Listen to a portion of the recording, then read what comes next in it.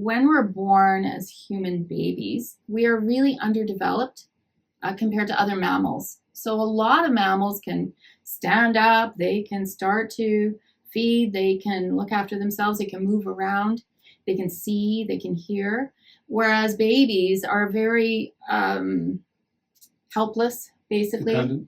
Dependent, absolutely dependent on their caregivers. And some of the thinking around why that may be is because we have such complex social structures that there's so much to learn. And a baby being born in one family, in one culture, in one area of the world, may need to learn how to interact with its society and its culture and its family groups differently than somebody being born in a different part of the world, because there's so much to learn. They kind of relate that to the possibility of why we are born so underdeveloped.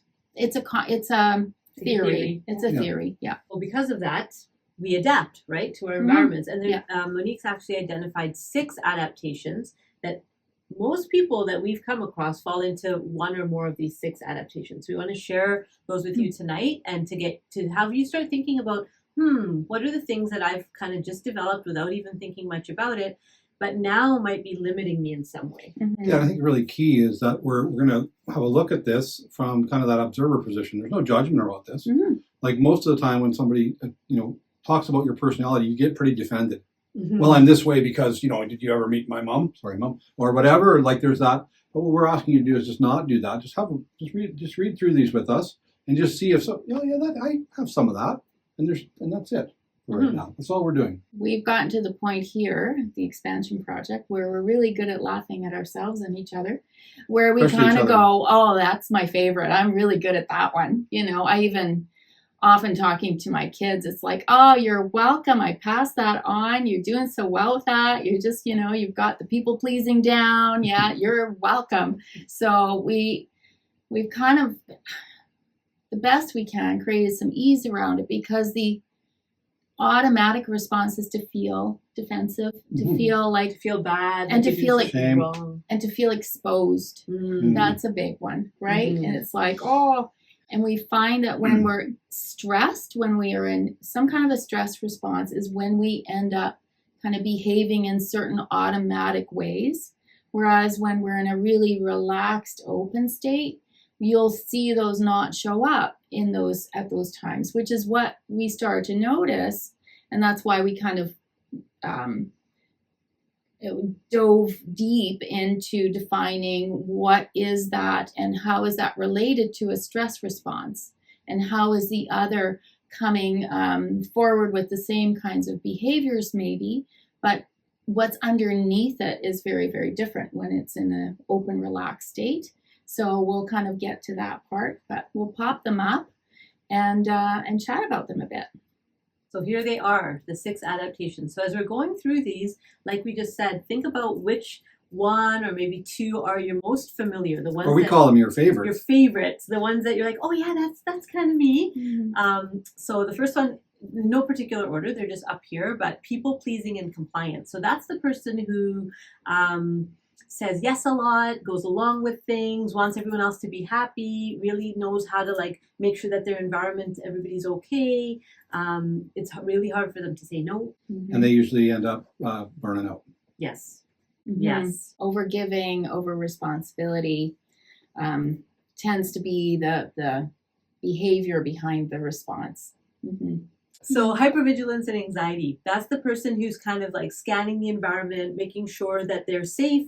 That anxiety feeling, worrying a lot about other people or things to come, constantly kind of thinking what about this and what about that, and have I thought about this? Did I get that done? When they walk into a room, it's okay, where, and it's automatic. It feels like that's just you. You're just a worrier, right? That sometimes somebody might say, I'm just a worrier. My mom always said, I'm just a worrier. Nothing I can do about it. Yeah, well, we're here to say there is. It is. Controlling behaviors, that's the person who likes things to be a particular way. So if it's your way, you feel good and comfortable. When it's not your way, you think it's better if other people just do things the way you do them because you're right. I'm speaking This is my favorite, controlling behaviors.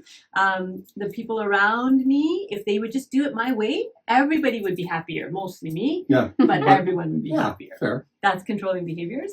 And then there's withdrawal and isolation. So that's the person who, when things get stressful, they kind of remove themselves, kind of go off on their own, kind of put up a bit of a wall and disconnect from other people.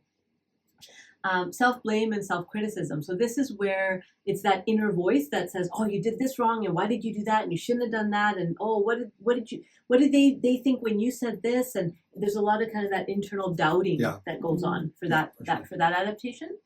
And then there's emotional suppression and numbing, and that's where you just don't really feel much.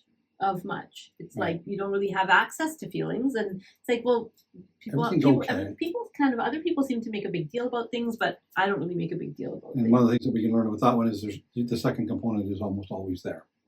So the numbing. So it might be alcohol, it might be an addiction, it might be TV, but there's a component that keeps the emotions away. Right. So my two are controlling behaviors and also people pleasing and compliance. And so I kind of flip flop between the two, where for a long time I would just do what everybody else wanted, what other people wanted. I would say yes a lot, and then I was like, hell no, now it's going to be all about me and what I want and doing it my way. So it's kind of that both of those are really my favorites. Mine are people pleasing and compliance, and also withdrawal and isolation.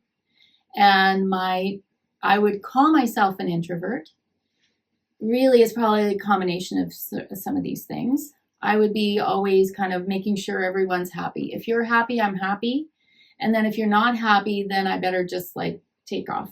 So we had our grand opening when we had a wellness center, and it was like I was in the back restocking the crackers, because I was like, that's a lot of people, and I'm just going to be back here. So it's part of what shows up for me in that way is that I tend to avoid big crowds and that kind of thing, because it becomes a real driving factor in how I show up in places.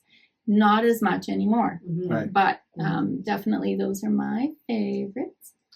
Well, you might know possibly could be controlling behaviors.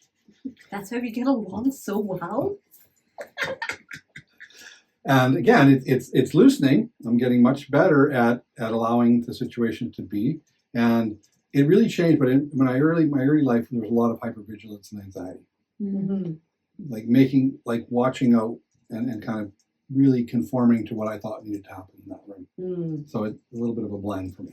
Yeah. Mm-hmm. And Faison, you're off camera, but mine are emotional suppression and numbing, unless I'm watching sports supposedly, or. Now you're gonna have to explain that. No, joke. You can explain that. Oh gosh. Okay. And self-blame and self-criticism is which kind you helped with at the top. Yeah, I pressed his button. He pressed my button. It was so that little joke that he just said about unless I'm watching sports. So before we got on this call, my controlling behavior was really up, and I was like, Faison, it's great to see that you're so expressive when you watch sports. It would be nice if you were that expressive with me in our marriage. And he's like, oh, okay. And you know what's really nice is we really love these guys, and it's super special when they share this kind of stuff right before we go on camera. It's so... I was just trying to watch sports, take my mind off things before I joined here. But I guess I was doing it wrong, supposedly. So then, but when we came in here, we talked about it. We could kind of laugh about it, right? Like, oh, there's that controlling thing again. And like Saira said, it's because it's the end of the day. There's some, there's lots of things that go on behind the scenes before we come to these things, and you're a little stressed. Mm-hmm. So when you're stressed, like Monique was saying, then that's where you kind of get contracted, and these old ways of coping with life can pop up. Mm-hmm.